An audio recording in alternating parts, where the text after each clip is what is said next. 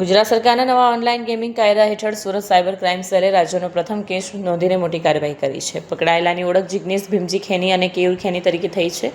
તેઓ ભાવનગરના ગારિયાધારના વતની છે અને સુરતમાં વેપારની આડમાં ગેરકાયદેસર પ્રવૃત્તિ ચલાવતા હતા. પોલીસ તપાસમાં બહાર આવ્યું છે કે આરોપીઓ ગોલ્ડી નામના શખ્સના સંપર્કમાં હતા.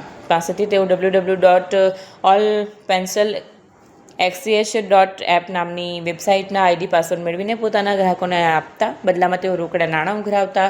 સાયબર સેલની ટીમે સુદામા ચોક પાસે આવેલી આવિષ્કાર હાઇટ્સમાં દરોડો પાડી બંનેની અટકાયત કરી તેમની પાસેથી 1.80 લાખ કિંમતના 4 મોંઘા મોબાઈલ ફોન જપ્ત કરવામાં આવ્યા છે. મોબાઈલમાંથી ગ્રાહકોના આઈડી પાસવર્ડ અને નાણાકીય વ્યવહારના પુરાવા મળી આવ્યા છે. ગુપ્ત બાતમી આધારે સાયબર સેલ સુરત શહેરને જાણ પડી કે બે માણસો છે એ લોકો સુરતમાં મોટા પ્રમાણમાં લોકોને ઓનલાઈન એક પ્લેટફોર્મ છે ઓલ પેનલ એક્સચેન્જ કરીને અને ત્યાં બધાની આઈડી બધાને આપીને અને એમને ગેમો રમાડે છે અને મોટાભાગે 3 પત્તી ક્રિકેટ એમાં સટ્ટા બાજી કરવાનું એ રીતે એ લોકો ગેમ રમાડે છે. એના માટે પૈસા પણ લે છે અને જો હારી જાય લોકો તો પછી એમના પાસે ઉઘરાણી પણ કરે છે. તો એવી બાતમી મળતા અમે લોકોએ ટ્રેપ ગોઠવી અને ખબર પછી 2 આરોપીઓની ધરપકડ કરવામાં આવી છે.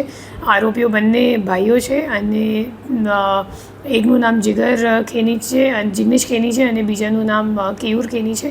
અને બંનેનું ફોન જોતાં ખબર પડી કે એ લોકો કેવી રીતે જે મુખ્ય આરોપી છે નાસ્તા ફરતા આરોપી છે એમની પાસેથી એ લોકો આઈડી મેળવતા હતા અને પછી એ પેનલ પર લોકોને મતલબ જે રમવાવાળા લોકો છે એમને આઈડી આપતા હતા અને રોકડમાં પૈસા લઈને એના તમામ પૈસાના 5% કમિશન પોતે રાખતા હતા અને બીજા હવાલા મારફતે ઉપર મોકલતા હતા.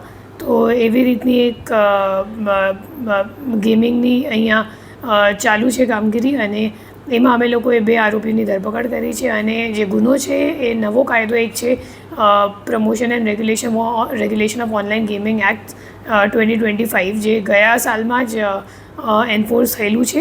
તો એના હેઠળ આ કેસ દર્જ કરવામાં આવ્યું છે.